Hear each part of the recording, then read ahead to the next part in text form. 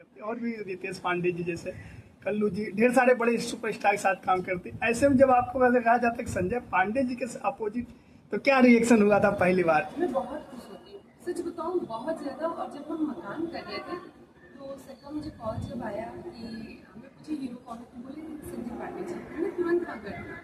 क्योंकि मुझे लगता है आप जितने भी हीरो का नाम ले रहे हैं सभी, sir Pawan sir, Khesari sir, Ritesh sir, Samar sir, जो जितने भी सबसे सीनियर और बहुत ही जमी हुई और मज़ेदार जो है बोल सकते हैं कि संजय सर हैं।